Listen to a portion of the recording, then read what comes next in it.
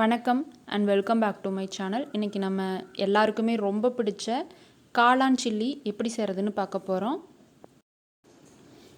அதுக்கு முதல்ல நம்ம காளானை இந்த மாதிரி சின்ன சின்ன பீசஸாக கட் பண்ணி எடுத்துக்கணும்.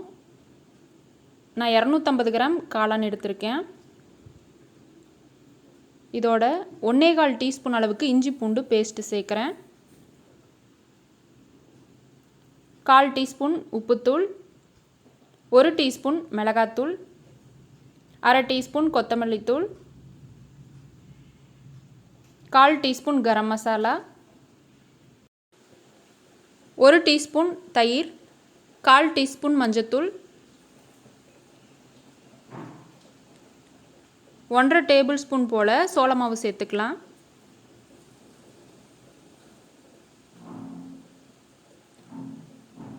ஒன்றரை டேபிள் ஸ்பூன் அரிசி மாவு,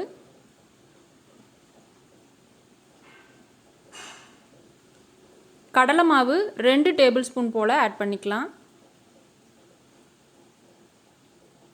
இதோட கொஞ்சமாக food colour, orange food colour சேர்த்துருக்கேன். இது வந்து ஆப்ஷனல், உங்களுக்கு வேணான்னா நீங்கள் ஸ்கிப் பண்ணிடலாம். கலருக்காக தான் நான் சேர்த்துருக்கேன்.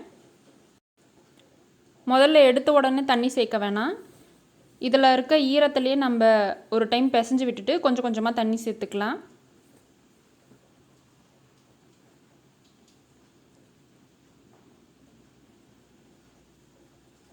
இந்த அளவுக்கு தண்ணி தெளித்து விட்டால் போதுமானது. மசாலாலாம் நல்லா கோட்டாகிருக்கு பாருங்கள். இதை ஒரு 5 நிமிஷத்துக்கு நம்ம அப்படியே ஊற விட்டுறலாம்.